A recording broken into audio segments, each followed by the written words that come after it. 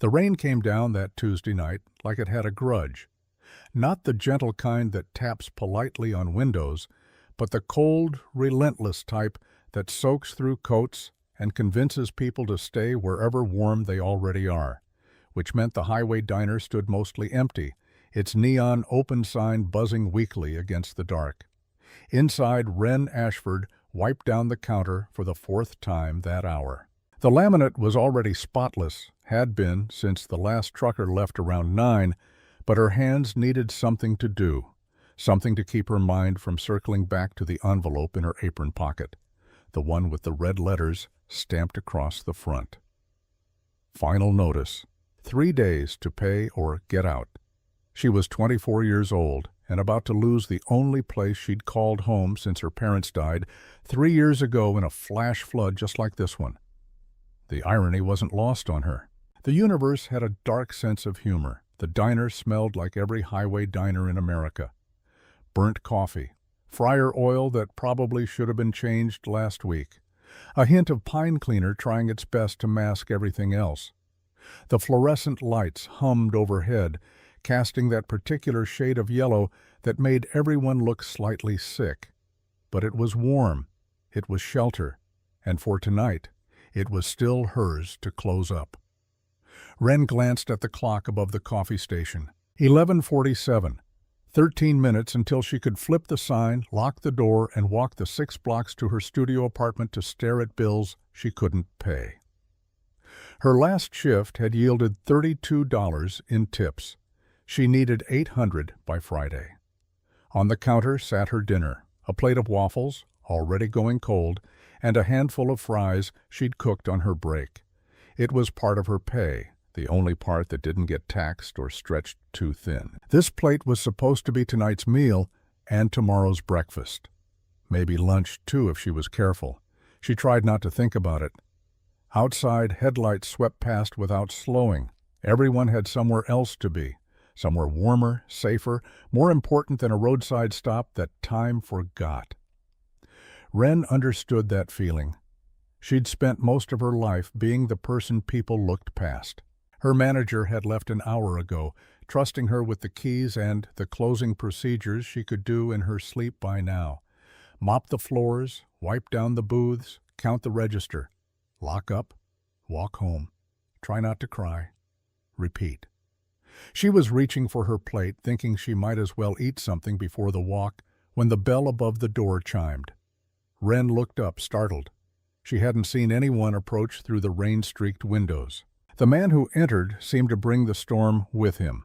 Not literally, though drops of water clung to the shoulders of his long dark coat, but in the way he carried himself, careful, measured. Like someone who'd learned a long time ago that every movement mattered. He paused just inside the doorway, as if the warm light was something he needed a moment to adjust to.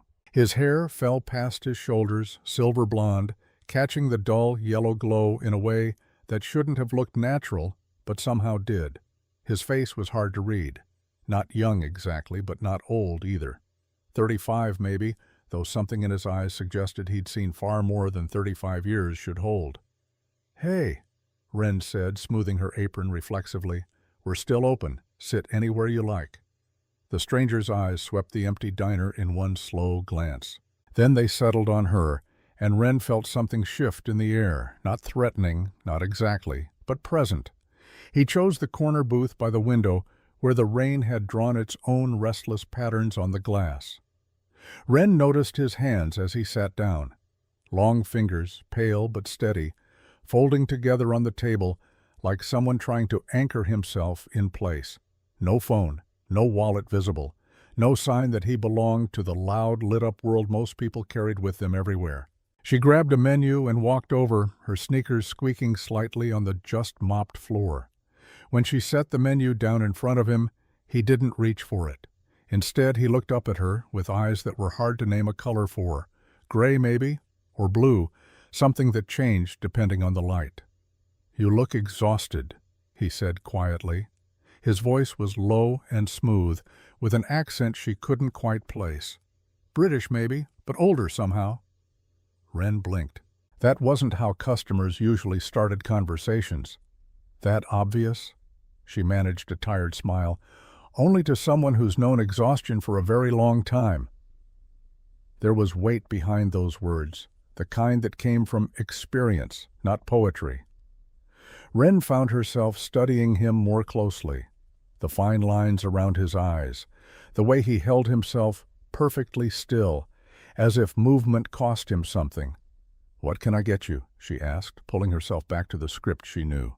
He glanced at the coffee station, then at the clock, then at the untouched plate of waffles and fries sitting on the counter behind her.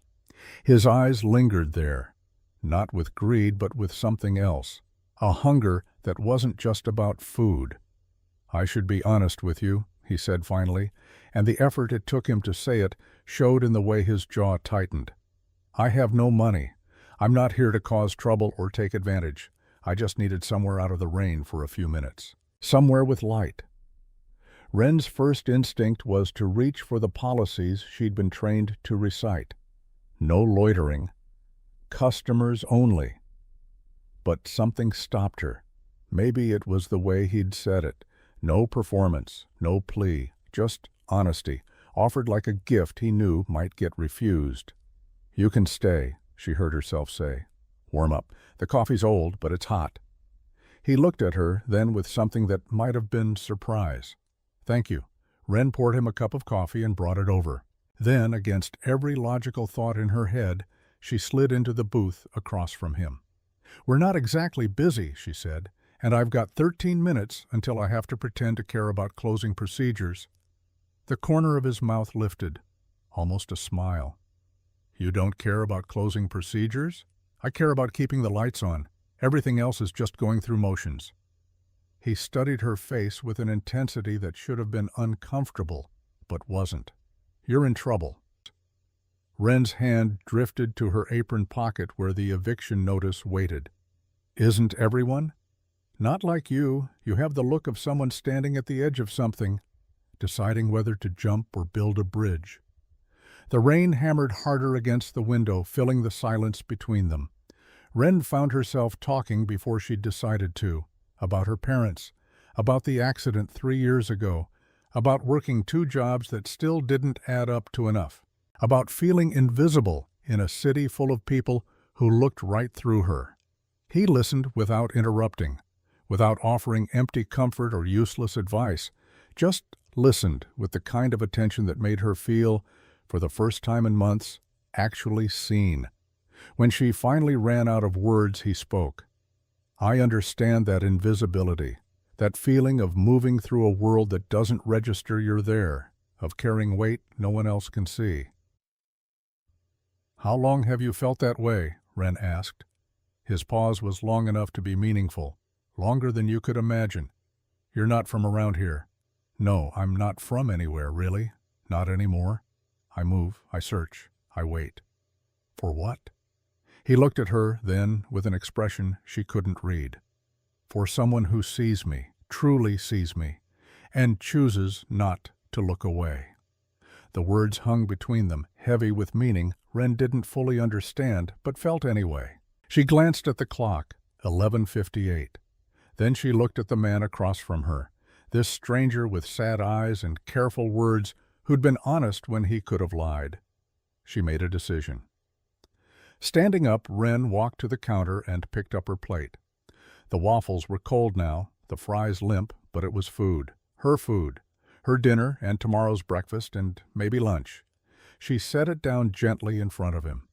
"Here," she said, forcing a smile past the tightness in her chest. "Special of the house, don't worry about it." He stared at the food, then at her, like she'd just broken some fundamental rule of the universe. "This was yours," he said, not asking, knowing. "Yeah, but I can make coffee work. I'll be fine." She shrugged. "You look like you need it more than I do." For a long moment he didn't move. The diner felt smaller suddenly, the air thicker. "Why?" His voice cracked slightly. "You don't know me." Wren thought about it, really thought about it. "Because I know what it's like to be hungry and alone and have everyone pretend they don't see you. Tonight, I see you. That's all." His hands gripped the edge of the table, knuckles going white.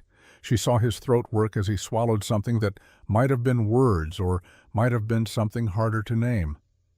"People don't see me," he whispered. "Not really, not for a very long time." He picked up a fry, turning it between those long, pale fingers like it was something precious. No idea what that kindness might cost, no idea what that kindness might cost you. Wren tried to laugh it off. "Story of my life." But he didn't smile. "You truly don't know what you've done tonight." A chill ran down her spine. What does that mean? He seemed to weigh his next words like each one could shatter glass. Outside, thunder rumbled low. The lights flickered once. Shadows stretched across his face, and for just a second, Wren thought she saw something in them. Something old, something not quite human. When the light steadied, he was watching her with an expression torn between hope and fear.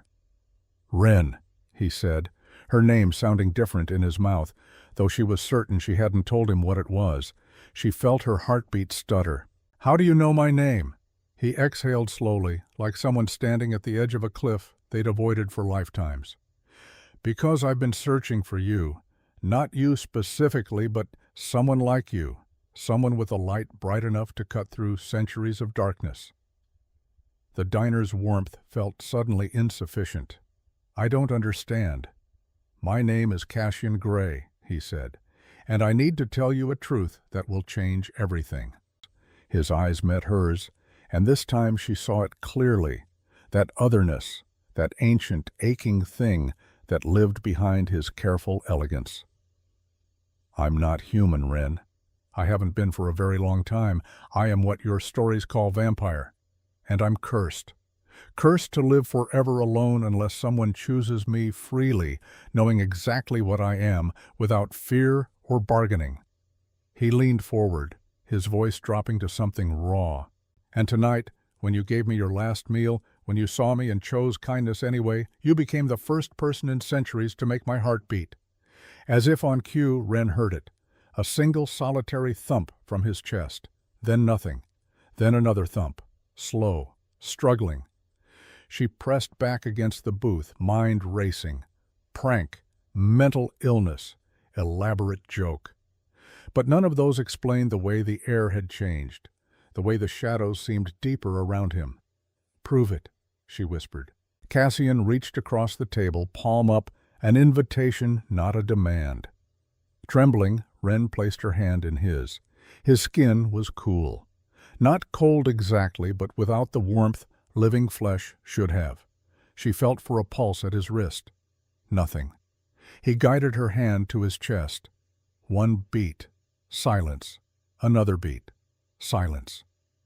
"My heart stopped a long time ago," Cassian said quietly, "until you chose to be kind. Now it beats once every minute, still dying, but less dead than before." Wren pulled her hand back, but she didn't run. Some part of her believed him. "The curse? What does it mean?" "It means you're in danger now, because the others can sense the change. They'll come for you." As if summoned by his words, the diner's lights flickered again, dimming to almost nothing. Outside the window, Wren saw them. 3 figures standing in the rain, perfectly still, watching. Their eyes glowed faintly in the dark, red, hungry. Cassian stood in one fluid motion, placing himself between Wren and the door. "Stay behind me!" The front door rattled, not like someone trying the handle, like something testing the strength of the lock. A voice, smooth and cold as river stones, drifted through the glass. "Cassian, old friend, we smell her light. The girl who made you hope again." The center figure stepped closer, tall, sharp-featured, with dark hair slicked back and a smile that had too many teeth. "But she hasn't chosen you, has she? Not truly. Not knowing the cost, which means she's fair game." Cassian's voice came out low and lethal. "Touch her, Theron, and I'll end you." The one called Theron laughed. "With what? A half-broken curse and 1 heartbeat per minute? You're barely alive, old king. Step aside."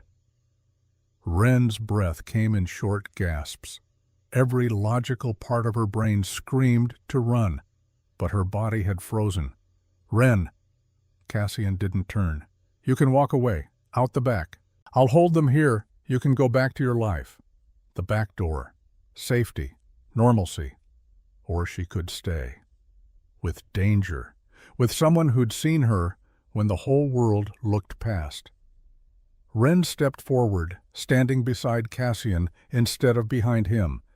I choose to stand with you, she said, voice shaking but clear, not because I'm not afraid, but because you gave me the truth when you could have lied. You deserve someone who'll do the same. The words left her mouth and the air exploded with light. Cassian gasped, hand flying to his chest. Ren heard it, felt it. A heartbeat, strong and steady, still only once per minute, but louder now, more certain. Outside, Theron and his companions recoiled as if struck. No, Theron hissed. She actually chose him, knowing, I chose him, knowing exactly what he is, Ren interrupted. So whatever you are, you can leave. The three figures exchanged looks. Then, slowly, they began to back away. This isn't over, Cassian, Theron called. The curse has only begun to break. There are trials ahead, and we'll be waiting. Then they were gone, dissolved into shadow and storm. The diner lights surged back to full brightness. The clock read 12:04. Ren and Cassian stood in the sudden silence. You chose me, Cassian whispered, turning to face her. There were tears on his face. You chose me knowing the danger. I chose what felt right, Ren said, legs suddenly weak. She sank into the nearest booth.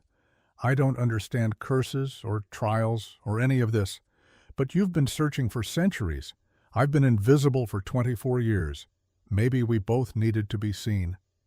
Cassian sat across from her. Your life will never be the same. There will be more like Theron. The path ahead is not safe. Ren thought about her studio apartment, her eviction notice, her invisible, grinding existence. Safe hasn't been working out for me, she said. And they know about me now anyway. So running seems pointless. I would protect you, whether you stay with me or not, from the shadows, while I go back to pretending the world makes sense. Ren shook her head. No, if I'm in this, I'm in it. Teach me what I need to know. Something fierce and grateful blazed in Cassian's eyes. You're certain? Ren looked at the cold waffles still sitting on the table between them, her last meal freely given. Teach me, she said. Outside, the storm began to soften. Inside, two people who had been invisible to the world found themselves suddenly, terrifyingly seen. And somewhere in the darkness beyond the diner's lights, other eyes watched. The night had only just begun. 7 days changed everything. The diner closed for renovations, or at least that's what the handwritten sign on the door claimed. In truth, Cassian had paid the owner 6 months' rent in advance. The building became their fortress, their training ground, their fragile island of light in a world that suddenly had far too many shadows. Ren learned quickly that seeing the supernatural wasn't like flipping a switch. It was more like learning a new language, one her eyes had to be taught to speak. The first lesson happened at dawn on the second day. Cassian stood by the diner's front window, watching the sun rise with an expression Ren couldn't read. Sunlight doesn't destroy us, he said without turning. That's mythology, but it exhausts us, makes us vulnerable. He held up his hand, letting the weak morning light fall across his pale skin. See?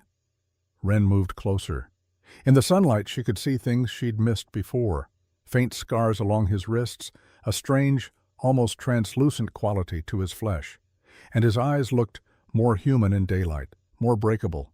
You're weaker now, she observed. Much weaker. Which is why you need to learn to see what I really am before dark falls again. He taught her to look past surfaces, to notice the tells, the way forsaken vampires moved too smoothly, like water instead of flesh, the way their shadows fell wrong, the faint smell of old copper that clung to those who fed frequently. They'll try to blend, Cassian explained, pacing the diner floor. They'll smile, use your assumptions against you. You need to trust what feels wrong, even when everything looks right. By the third day, Wren could spot the difference.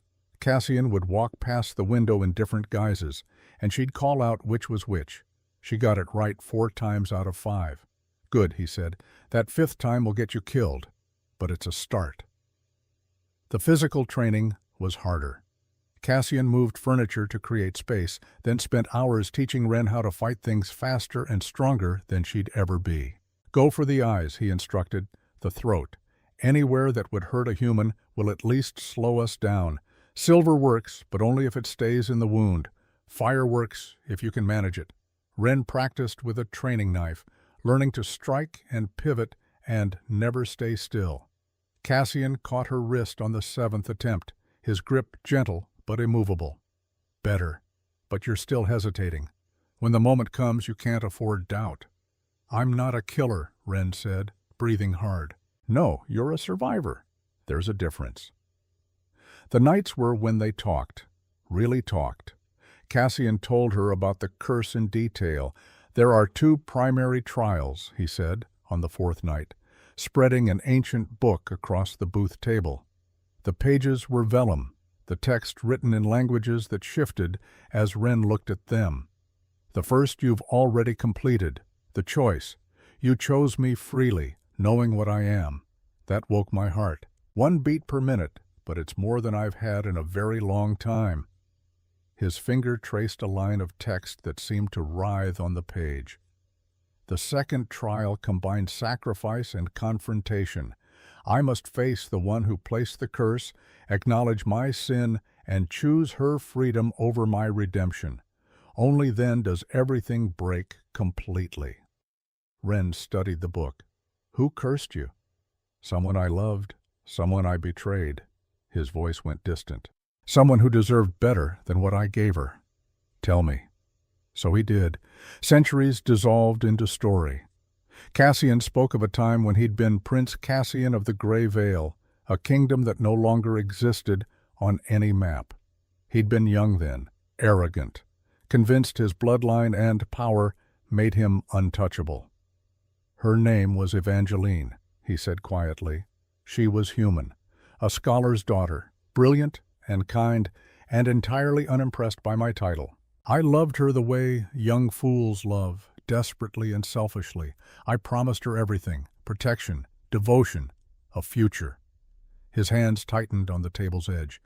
"Then war came. A rival kingdom brought fire and siege. I had a choice. Stand with Evangeline and her people in the lower city where the attack would hit first, or retreat to the castle to strategy and safety." "You chose the castle," Wren said softly. "I chose power over love. I told myself it was strategic. But the truth was simpler. I was afraid, and I let fear dress itself up as wisdom." The diner's lights seemed dimmer as he spoke. "Evangeline's entire district burned. Her family died. She survived, but barely. And when she came to the castle gates, begging for the protection I'd promised, I had my guards turn her away." "Cassian," Wren breathed. "She looked at me through those gates, and I saw her break. Not just her heart, her faith in goodness itself. And she said the words that would follow me through the ages.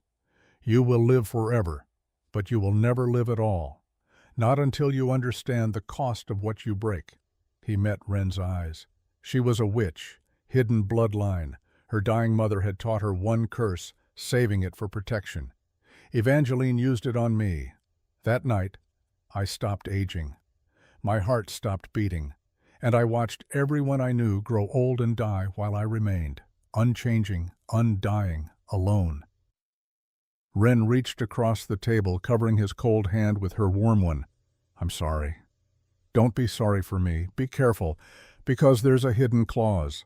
His eyes locked onto hers with desperate intensity. "If you die before the trial's complete, I don't just lose you. I become forsaken forever. One of them, my humanity vanishes, and Evangeline's punishment will be complete." The air in the diner went very still. "So my death doesn't just kill me, it kills you too." "Yes. And Theron knows this. Theron knows everything." Cassian stood to pace. "He was my friend once, captain of my guard. When the curse took hold, He begged to join me. He couldn't bear watching everyone age while I stayed young, so he found a Forsaken and let himself be turned. He chose to become what you were cursed to be. Yes, but without the curse, without the restriction. He can kill freely, feed freely, and for all these years he's watched me search for a way out. Watched me hope. Cassian stopped at the window, looking out at the dark parking lot. There were two before you. Two women who resonated with the curse, who might have broken it. The first was named Margot, a merchant's widow, kind, brave. She fed me when I was starving and chose to stay when I told her what I was. What happened? She woke one morning terrified, convinced I would turn her into a monster. She ran screaming. It was only decades later that I found Theron's letters among her things. He'd been writing to her in secret, planting fears. Ren felt sick. And the second? A woman named Claire. She was different. Harder. When she learned what I was, she saw opportunity. Wanted me to turn her, to give her immortality. When I refused, she tried to broker deals with other Forsaken. Theron had gotten to her too, fed her ambitions until she couldn't see anything else. He sabotaged you, every time. Every time. Because if I break the curse, I become mortal again. Everything he gave up his humanity to avoid. And he can't stomach the idea that I might choose mortality while he's trapped in the choice he made. Before Ren could respond, every window in the diner exploded inward at once. Glass erupted in glittering waves. Ren threw her arms up, felt a dozen cuts open across her skin. Cassian moved like lightning, pulling her down behind the counter as dark shapes poured through the broken windows. Not 3 this time, 30, maybe more. Forsaken vampires with eyes like hot coals and smiles full of too many teeth. And at the front door, walking calmly through the shattered frame, came Theron. He wore a gray suit that probably cost more than Ren made in a year, and his dark hair was pulled back in a way that made his sharp features look almost elegant. "Cassian," he said pleasantly, "still playing teacher? How domestic." Cassian positioned himself between Ren and the advancing Forsaken. "Leave, Theron. She's made her choice. You can't stop it." "Can't I?" Theron's smile was all edges. "The girl's brave, I'll give her that. But bravery doesn't stop claws. All I need is one good strike, old friend, one moment of weakness, and you'll fall into darkness with the rest of us." "You'd murder an innocent to drag me down? I'd free you from delusion. You think mortality is a prize? You think being human again will redeem centuries of what you are? You're a fool, Cassian, and I'm tired of watching you pretend you deserve salvation." He gestured, and the Forsaken attacked. They came from all sides, fast. Cassian met the first wave with devastating efficiency, but there were too many. Ren grabbed a knife from behind the counter, one of the blessed silver blades Cassian had prepared. She slashed at a Forsaken that got too close, felt the blade connect, heard it shriek. But another one grabbed her from behind, lifting her off the ground. Cassian roared and tore through 3 Forsaken to reach her. He ripped her attacker apart with his bare hands, but in doing so left himself open. Theron took the opening. He moved faster than thought, drove a blade made of something black and cruel into Cassian's side. Cassian stumbled, and Theron smiled. "Old iron," he said, "from the gates of your castle. I've been saving it. Thought it had poetic symmetry." Cassian fell to one knee, the weapon still lodged in his ribs. Blood, darker than it should be, spread across his shirt. The Forsaken backed away, forming a circle, content to watch. Ren ran to him, dropping beside his shaking form. "I'm fine," Cassian managed, but he wasn't. "Take it out," she said. "Can't. It has to work its way free, or it'll tear something vital." Theron crouched down. "Here's your choice, Cassian. She's bleeding too. Not as badly as you, but she will be. You can watch her die slowly, torn apart while you're too weak to stop it, or—" He let the word hang. "Or what?" Cassian growled. "Or turn her. Give her the gift. Make her like us. She survives, you survive, and we can all be immortal together." Wren felt Cassian tense beside her. She looked at her arms, saw the cuts from the glass, the deeper gashes from forsaken claws. She was losing blood. Not dying yet, but heading that direction. "No," Cassian said. Theron laughed. "She's dying, old friend. Clock's ticking." "I said no. I won't take her choice. I won't force this on her, even to save us both." "Then you're both doomed." Wren pressed her hand against the worst of her wounds. Her head felt light.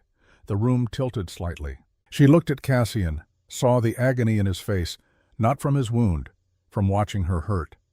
"You could save me," she said quietly. "Not that way. Never that way. You chose me freely. I won't repay that by taking your freedom." His hand found hers, cold and steady despite his pain. "I've spent lifetimes becoming a monster.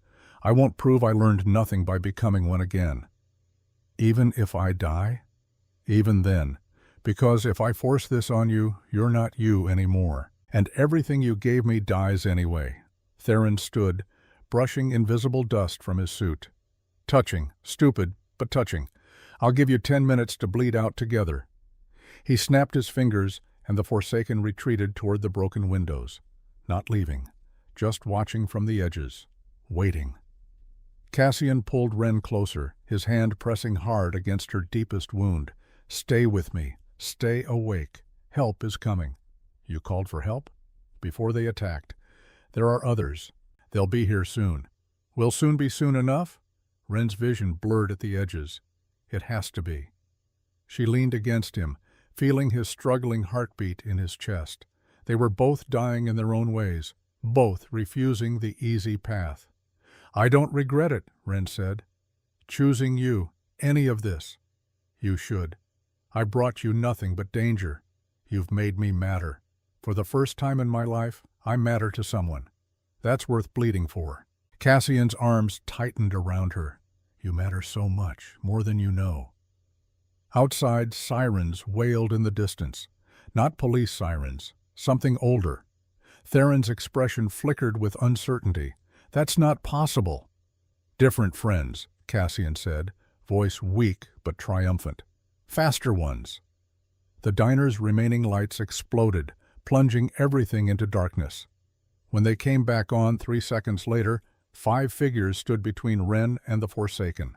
The tallest, a woman with silver hair and eyes like winter ice, spoke without turning. "Theron, you break the old laws, attack one of ours. Leave now, or we make you leave in pieces." Theron's face twisted with rage.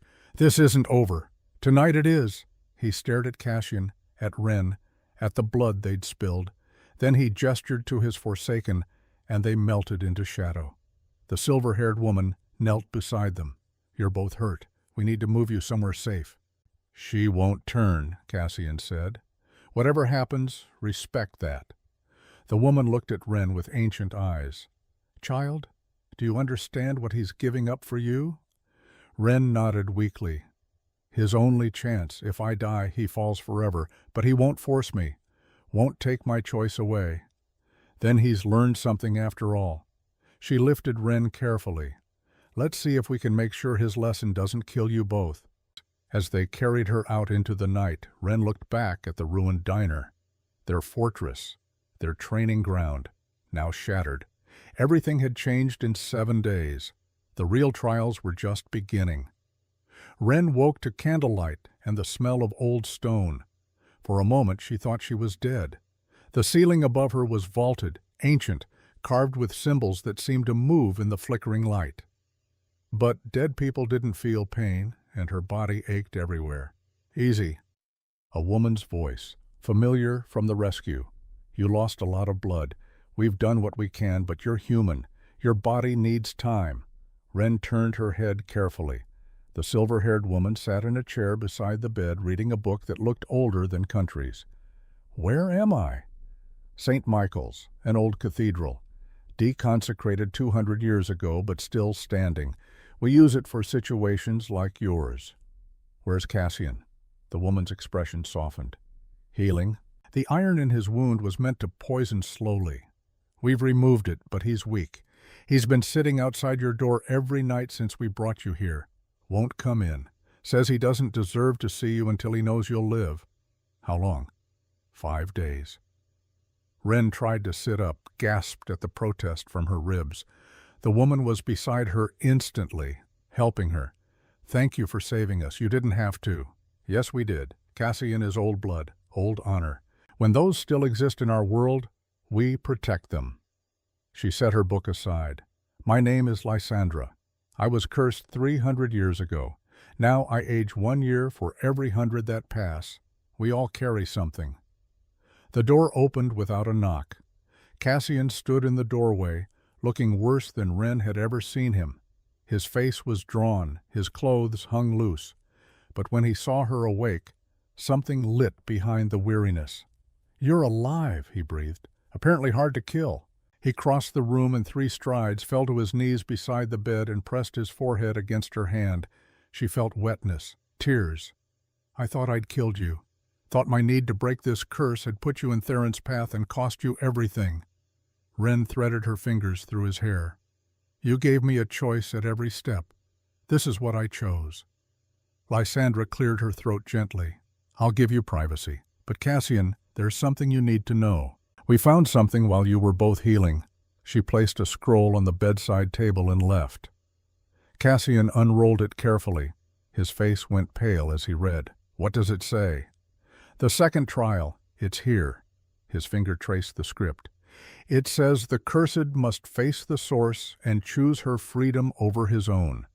To break the final chain, the king must release what he holds most dear. Evangeline? Cassian nodded slowly. The curse doesn't just bind me, it binds her too. She can't move on, can't live, can't die properly. She's been trapped, tied to my punishment, waiting for me to learn the lesson. So you have to find her. We have to find her.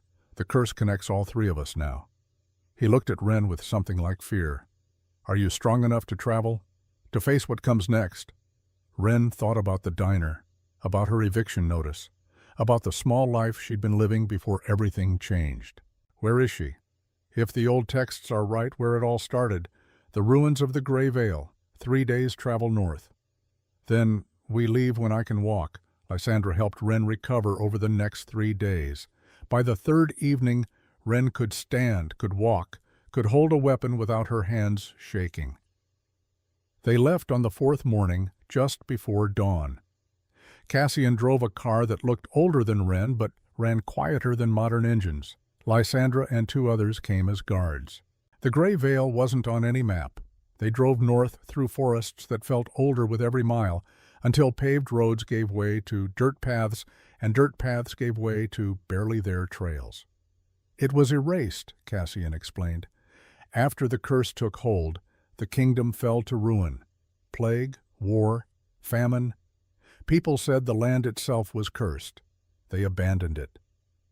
They arrived as the sun was setting. The ruins rose from the earth like broken teeth, stone walls covered in moss, collapsed towers. And at the center, barely standing, the castle where Cassian had once been a prince. There, he said, pointing to a structure separate from the main keep. The garden temple, where Evangeline's mother performed the curse. They approached on foot. Lysandra and the others hung back, forming a perimeter. This part had to be Cassian and Wren alone. The temple was small, intimate. Inside, candles burned despite no one being there to light them. And standing before the altar, solid as stone and just as still, was a woman. She had dark hair that fell to her waist and eyes the color of storm clouds. Her dress was centuries out of style, but looked freshly made. And when she turned to face them, Wren saw the exhaustion in her face. The kind that came from carrying weight across lifetimes. Cassian, she said, and her voice was familiar in a way that hurt. You've finally come home. Cassian stopped 3 paces from her, and Wren saw him transform. All his elegance crumbled. He looked like a boy facing judgment. Evangeline, you're alive. Am I? She looked down at her hands. I breathe. I think. I remain. But alive implies living, and I haven't done that since the night you locked the gates. I'm sorry. Are you? No malice in the question, just curiosity. Or are you sorry you're cursed, There's a difference, Cassian. He took a shaky breath. I'm sorry I chose wrong. I'm sorry I let fear make me weak. I'm sorry I broke my promise to you and let your family die and locked you out when you needed me most. I'm sorry I spent all these years paying for it when you've been paying just as long through no fault of your own. Evangeline's expression softened. She looked past him to Wren. And this is the one who chose you? Wren Ashford, Wren said, stepping forward. I chose him knowing what he was, knowing the danger. I'd choose him again. Why? The question was genuine, searching. Because he told me the truth when he could have lied. Because he spent lifetimes trying to be better. Because when he had the chance to save himself by taking my choice away, he refused. He'd rather fall forever than become a monster again. Evangeline studied her for a long moment. Then she looked back at Cassian. You've found a good one. Better than me, perhaps. I loved you with conditions. Want me to forgive you? No, I want me to forgive you. No, I want you to be free of me. Forgiveness is your choice, not my demand. But the curse binds us both, and you've suffered long enough for my failures. Evangeline walked to the altar, ran her fingers along the old stone. The curse has 2 trials. You've completed the first. She chose you freely. Your heart beats again, slowly, but alive. And the second?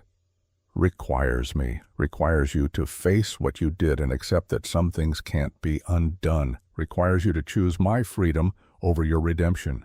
She turned back to them. Here's the truth, Cassian. If I forgive you, truly forgive you, the curse breaks for you.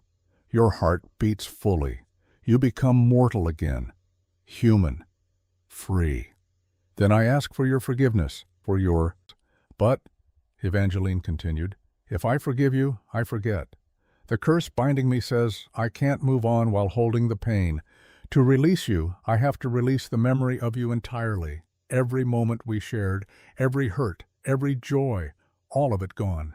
I'll be free, but I won't know why. Won't know you. The temple went silent except for the wind through broken stones. Wren understood now. The cruelty of the curse. Cassian could have his freedom, but only by erasing himself from the mind of the woman he'd loved. That's the choice, Evangeline said quietly. You can walk away, keep searching for another way. Or I forgive you, we both go free, and I forget you ever existed. Cassian's face worked through emotions too complex to name. Then he knelt on the ancient stone and bowed his head. Then I choose your freedom, whatever it costs, whatever I lose. You've carried this long enough. Let go. Forget me. Be free. The air itself seemed to hold its breath. Evangeline closed her eyes. Wren saw her lips move, forming words in that old language. Power gathered in the temple, thick and heavy. But before she could finish, the windows exploded inward. Theron and 30 Forsaken poured through like a flood of darkness. They surrounded the temple in seconds, blocking every exit. No! Theron's voice was a whip crack of fury. You don't get peace. You chose this curse, old friend, and you'll live it forever. Cassian surged to his feet, putting himself between Theron and both women. This doesn't concern you. It concerns me when you're about to escape what I embraced. I gave up my humanity for immortality, became a monster by choice, and you want to just walk away, become human again, grow old, die? Theron's face twisted with anguish. If you can be redeemed, what does that make me? Lost, Cassian said simply. But not beyond saving. Join me in this. Face your own choices. There is no way back. Theron gestured, and the Forsaken closed in. There's only forward, only hunger, only the night. And I'll drag you into it with me before I watch you walk back into the sun. The attack came from all sides. Cassian fought like a king defending his kingdom. Lysandra and the others crashed through the temple walls, joining the battle. But there were too many.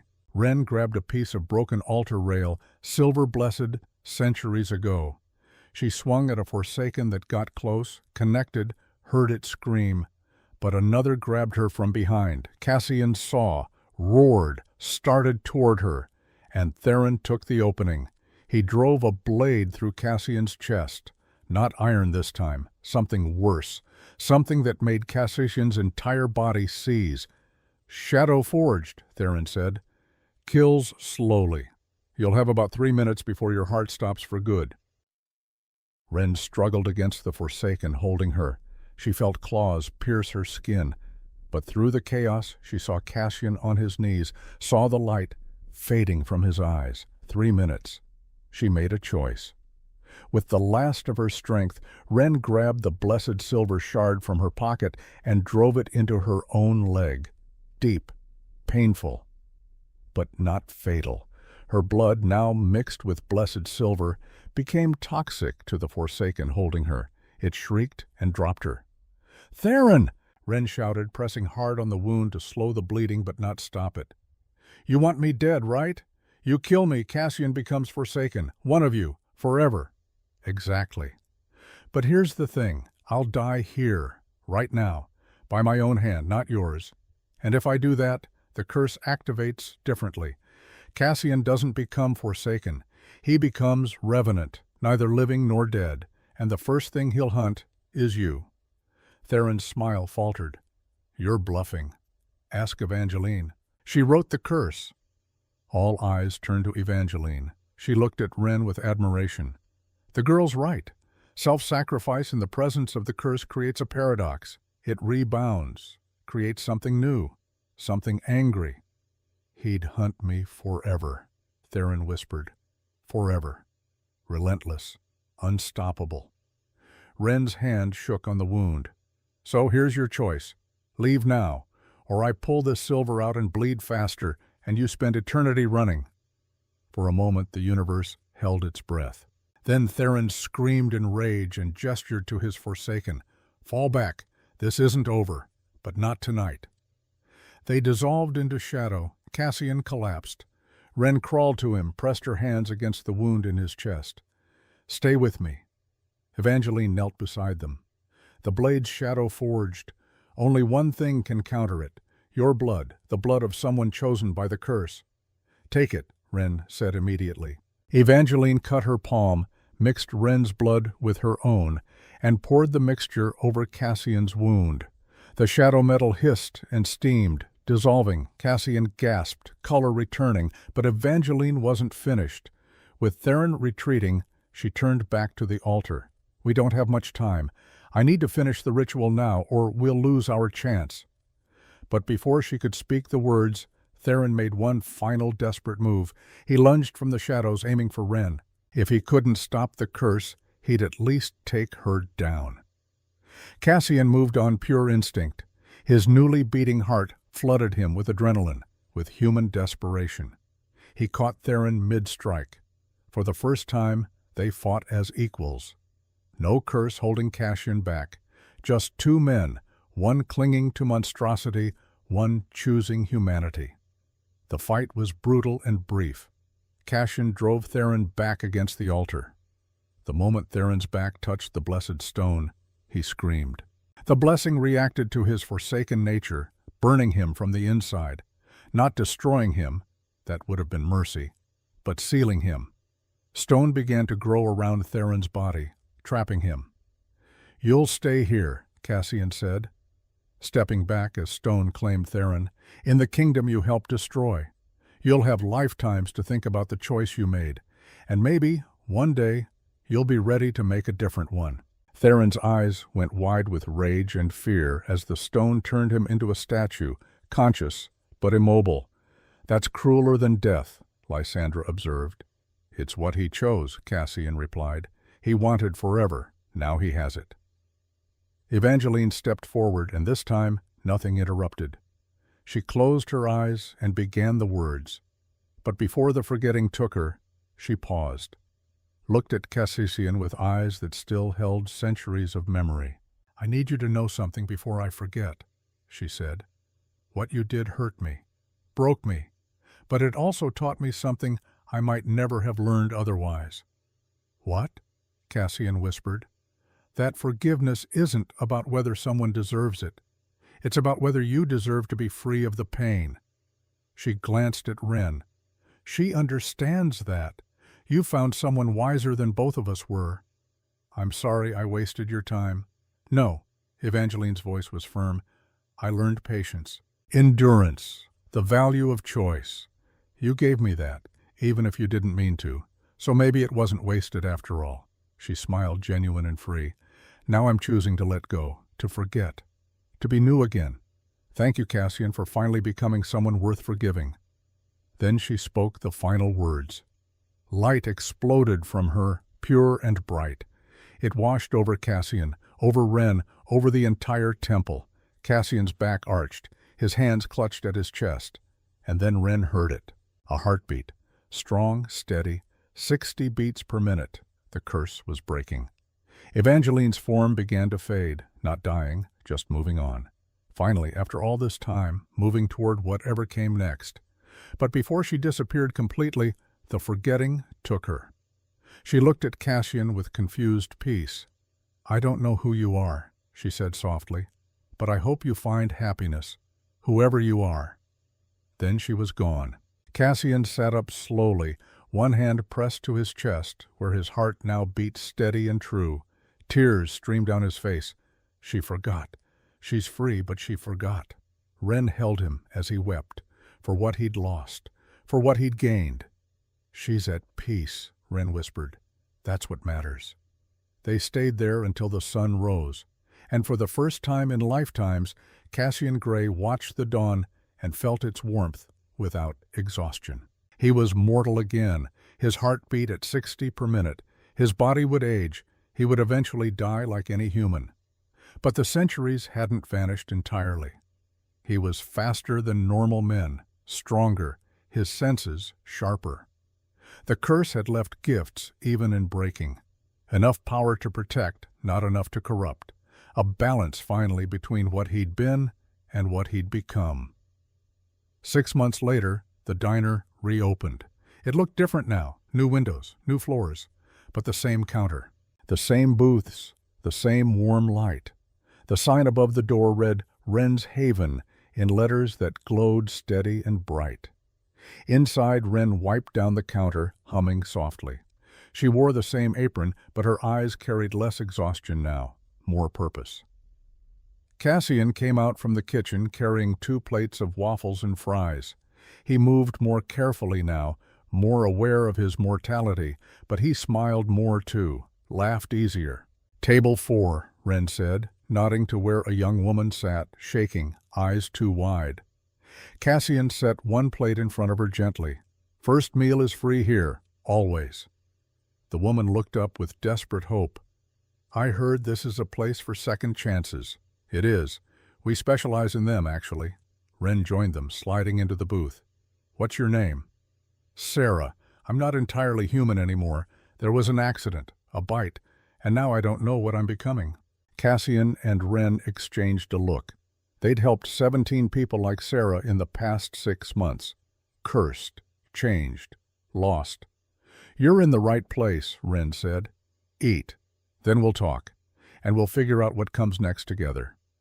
As Sarah ate, crying softly in relief, Cassian took Ren's hand under the table. His skin was warm now, his heartbeat steady, mortal and alive and choosing every day to use his second chance to help others find theirs. I love you, he whispered. I know, Ren whispered back. That's why I gave you the last meal. Outside, night fell over the highway. Cars passed, people rushing to destinations, unaware of the small diner and the quiet miracles happening under its lights. But inside, warmth and hope and kindness remained, a fortress against the dark, a haven for the lost. And somewhere in whatever peaceful place existed beyond curses and pain, a woman who'd forgotten her anger smiled without knowing why, finally, blessedly free. And in the ruins of the Gray Vale, a statue stood silent among broken stones. Inside, Theron remained conscious, watching time pass in frozen stillness, finally understanding the weight of the eternity he'd chosen, waiting for the day he'd be ready to choose differently. But that was a story for another time. The end was also a beginning. And in a world that needed more light, that was exactly enough.